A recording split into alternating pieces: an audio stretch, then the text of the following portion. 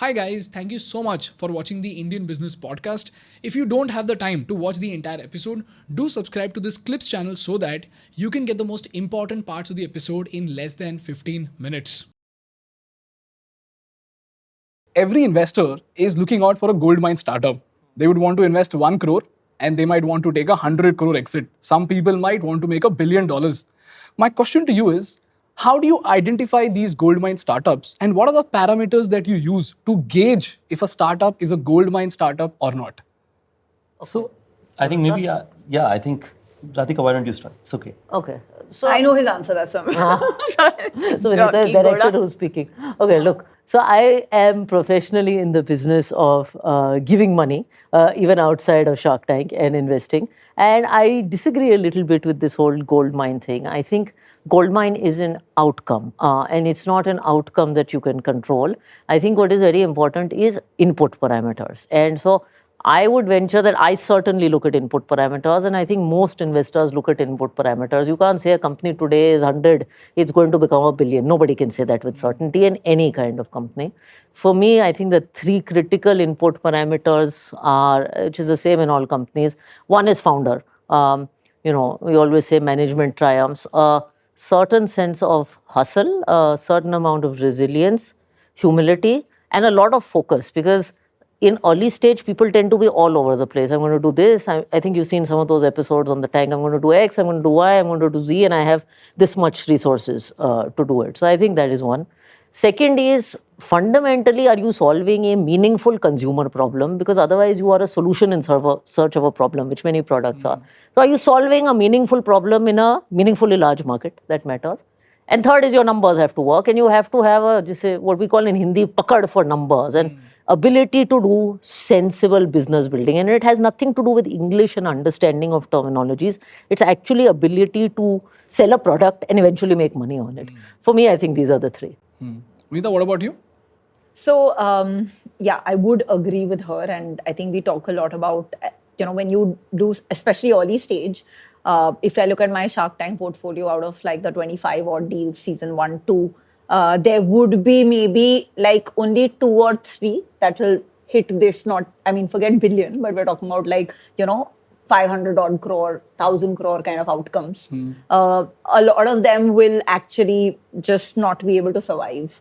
And a lot of them will just, probably do well, but you will not have an exit. So the entire angel funding math works that way, that you basically take very, very early bets.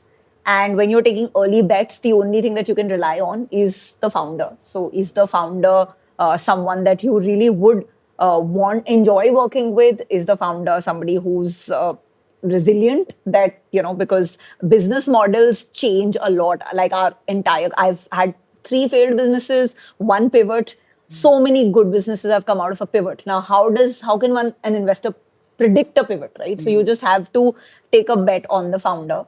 And the only other thing I would add to that is that I think in angel investing, and especially if you're looking like gold mine or, a large outcome, I think one of the things which a lot of founders don't think about, and I didn't in my own journey, and I made that mistake over and over again, is the target addressable market. Because I've seen this in many cases, including my own, that you put a good founder in a small market, the market wins. You can't make a very large business out of it. So I think the other thing, it's almost faultless, because you have a good founder with a great product, great repeats, solid traction, good fundamentals, profitable, but you still can't do that deal because of the fact that the target addressable market is so small that while there is a differentiated product, it's too differentiated for this to ever scale beyond 100 crore. And in India, the classic problem is that only that, at the end of the day, it's the top 1% that's responsible for almost 70-80% of the consumption. Yeah. And predicting whether your business is getting constrained to the top 1% or even lesser, 0.1%. And, when a lot of us create businesses for people like us, we get that wrong. Because, when you talk about in India, wealth is defined as a 10 lakh plus kind of a income level, right? So then you basically get so biased by talking to people in your office, in your friend circle that you end up creating a product which has a very small market. Yeah. So I think that I would say that's just the other thing I would add, that if you are, and many times we do these deals on Shark Tank because we get to learn. So we'll do a small market. This is not going to scale beyond 50 crore. You still want to do it because you want to learn, you want to, understand something. But those will not become your gold mine, so to say. I think the absolute essential criterion, if you ever want to think about like you said, $1,000 or $1 billion exit. Those are very large numbers. Yeah. $1 billion exit means you need to have a very, very large TAM. Yeah. Which in India, very few markets have, just because of the fact that the average disposable income is very low still. Hi guys, thank you so much for watching the Indian Business Podcast. If you find value in our work, please hit that subscribe button, because for you it might be a zero effort task, but for us that subscriber count is an important instrument to get great guests to our podcast and to make this podcast better for you. So if you find value, please subscribe.